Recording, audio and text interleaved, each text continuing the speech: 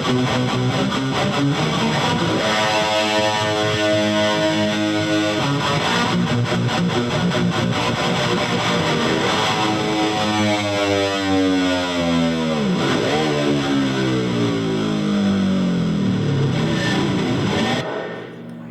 that is a Trick or Treat song called, what is it called? Night of the Wolf. I have no idea what it means. I think there's a movie called that. It's a horror movie, which I really don't watch horror movies. Which is really weird when you're in a friggin' vampire band. Everybody thinks you're goth. You're into like a horror movie. The guitar player that only ate potatoes, because if he ate regular food, he'd blow up into a blimp. He was into like Fangoria. We actually got interviewed by a magazine called Fangoria, I think it is. Whatever. I could care less, but I have a copy somewhere. I was more happy when we got an article, the band that learned how to pay or to play, the band that learned how to get paid to play. And it had a picture of us on the front cover of Music Connection, which is a pretty good you had to buy that. It wasn't one of those freebie friggin' magazines. It was a magazine you bought at a store. Music Connection. And we were like a friggin' article. We're like a 4 or 5 page article on how somebody in the band had the idea of like, look we're selling out every club, and if we're lucky, we get $500. If we're lucky.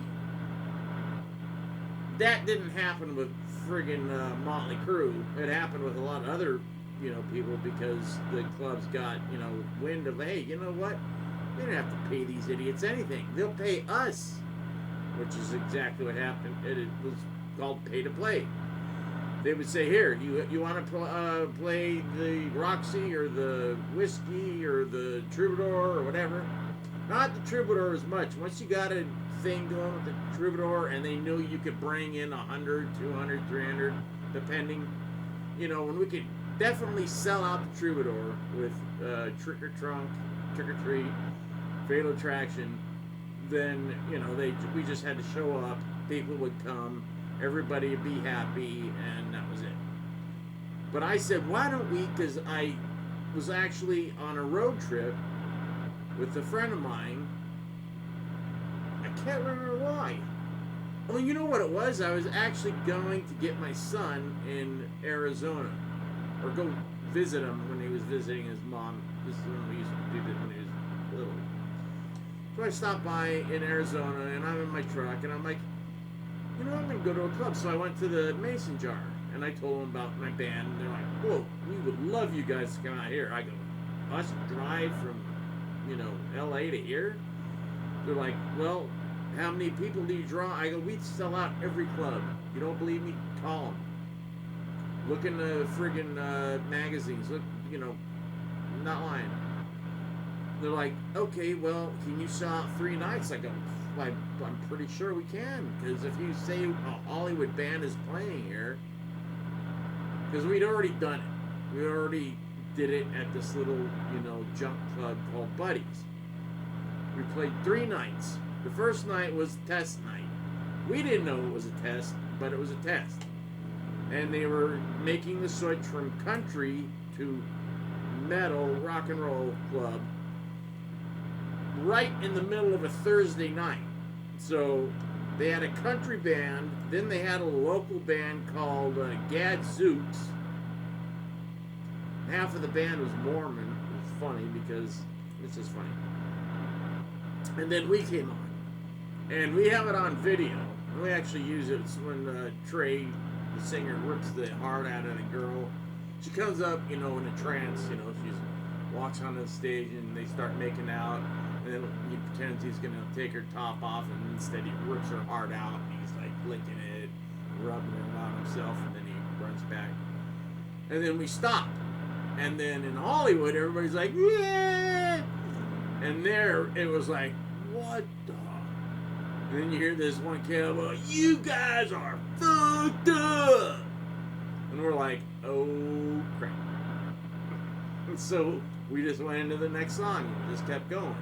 And I'm like, you know what? We need to do heavy stuff. So they know that we are, you know, not some, you know, weird. We are a weird band, but we need to heavy it up.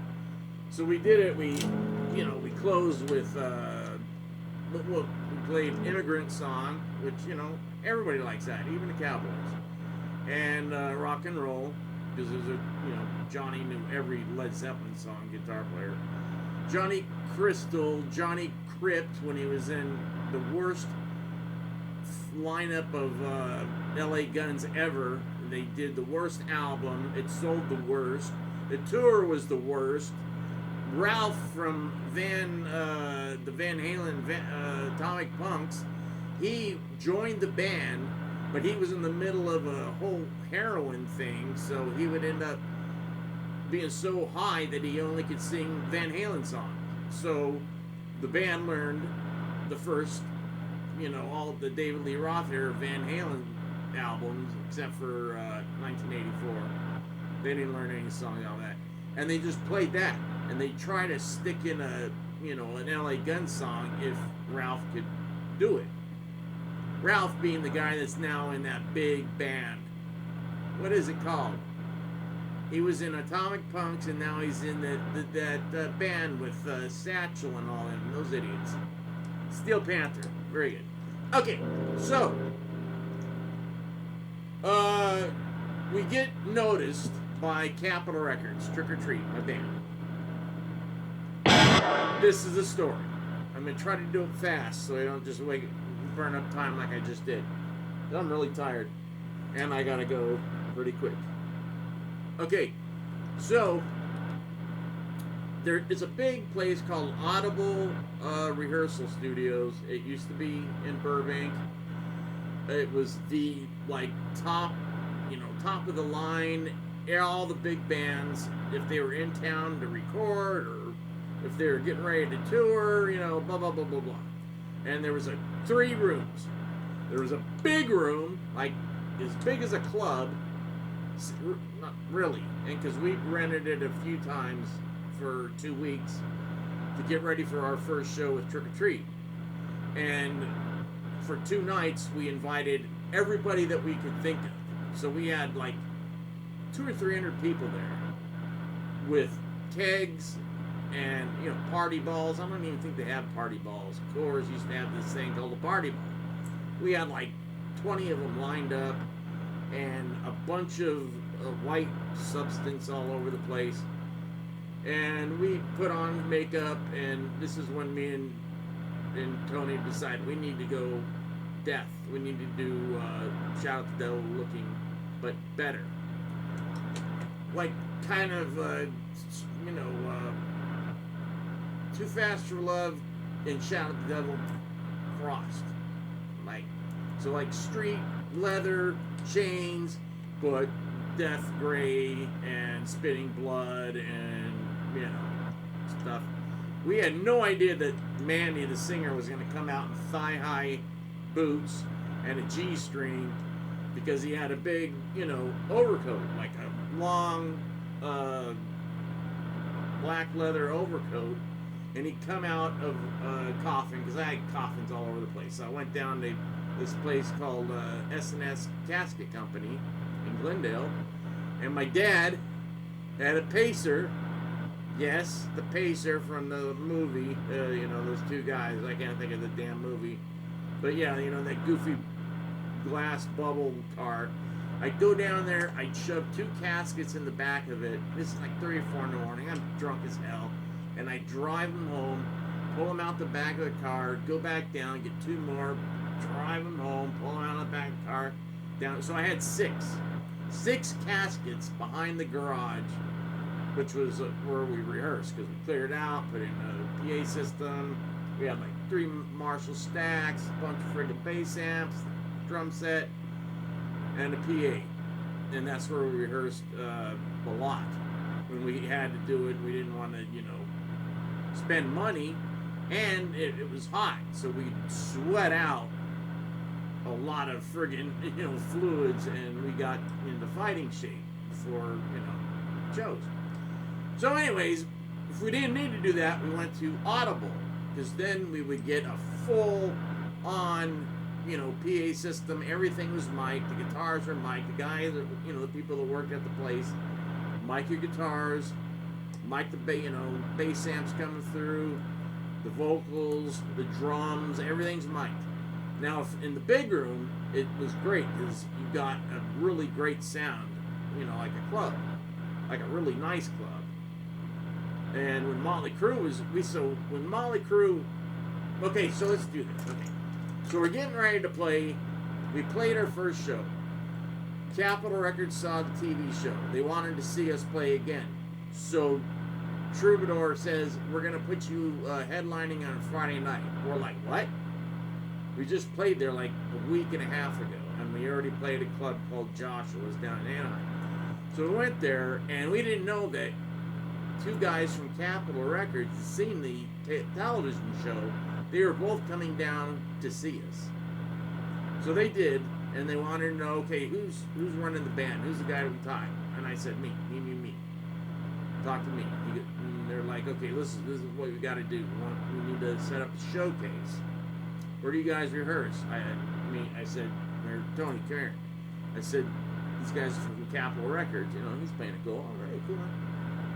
They want to see a showcase, so we got to set one up. So we should go to Audible and, you know, book whatever, 2 weeks or 3 weeks. Yeah, so we booked 2 weeks. And so the first night, because we rehearsed basically from like 4 or 5 p.m. till midnight or 1. And so the first night we get there, and we notice that there's a bunch of Motley Crue shit in the big room, but they weren't playing that night. They had the night off. So we were doing our showcase for Capitol. Motley Crue's stuff was in there, and we went in there and took everything. And it was the girls stuff. So we had, you know, backstage passes, picks, drumsticks, you know, you name it, we took it. If we could get it out of there, it was ours. And then the next night, because the singer showed up, we did the set, and then we were going to come back the second night and tape it with the singer, you know, a video and audio tape it, and those two guys from Capitol were going to take it back, show whoever they needed to show, and say, we want to sign these guys, send them to friggin' Japan, da-da-da-da.